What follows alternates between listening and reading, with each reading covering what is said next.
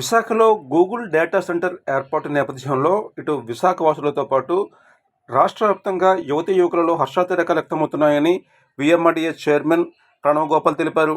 Google data centre రాక నేపథ్యాన్ని పురస్కరించుకొని నగరంలోని జాతీయ రహదారిని ఆనుకొని ఉన్న టెక్ మహేంద్ర జంక్షన్ వద్ద కేక్ కట్ చేసి బాణాసంచా కాల్పులతో సంబరాలు జరుపుకున్నారు.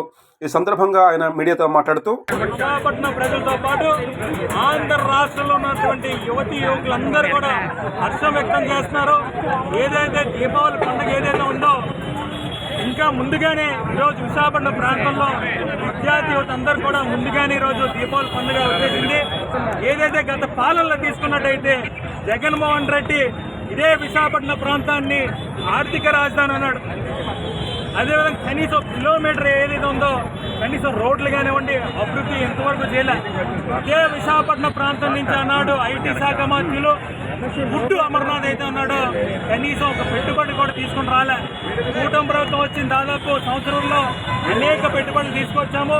అదేవిధంగా ఈరోజు విశాఖపట్నం ప్రాంతంలో అందరూ కూడా హర్షం వ్యక్తం చేస్తున్న తెలియజేసుకుంటూ సెలవు తీసుకుంటా.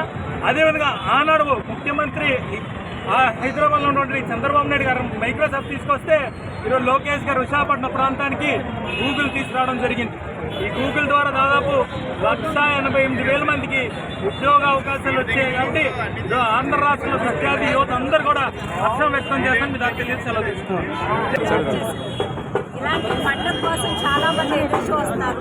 ఇంత చదువుకుని మన ఎక్కడో బయటికి వెళ్ళి ఉద్యోగాల కోసం వెళ్ళాలనే ఆలోచన లేకుండా మన విశాఖపట్నానికే మన నారా లోకేష్ గారు మన చంద్రబాబు నాయుడు గారు మోడీ గారు కూటమి అంటే ఏదన్నా సాధించగలరు అనే దాంతో ముందరికి మనకి గూగుల్ సెంటర్ డేటా సెంటర్ అనేది తీసుకొచ్చారు. సో దానికి మేము అందరం కూడా ఇక్కడ ఉన్న యువకులు అలాగే చదువుకుంటున్న వాళ్ళు అందరూ కూడా మన ఏఐ నేర్చుకోవాలి, మన ఇక్కడే విశాఖపట్నంలోనే ఉండొచ్చు, మనకి ఇంతలాగా మనకి ఇక్కడ ఉద్యోగాలు వస్తున్నాయి అనే ఒక నమ్మకం అనేది మన లోకేష్ గారు మనకి ఈ రోజు చూపించారు. సో అందరికీ కూడా మేము ధన్యవాదాలు తెలుపుకుంటున్నాం. ముఖ్యంగా కూటమి నాయకులందరికీ కూడా నా ప్రత్యేకమైన ధన్యవాదాలు తెలుపుకుంటున్నాను. చాలా అదృష్టకరమైన విషయం. కాబట్టి ఎమ్మెల్యే గారు తనయురాలు శ్యామలాదీప్ గారు విఎంఆర్డీఏ చైర్మన్ గారు వారి ఆధ్వర్యంలో ఇంతగా సెలబ్రేషన్ ఇంత గొప్పగా జరగడం చాలా అభినందనీయం. Thank you.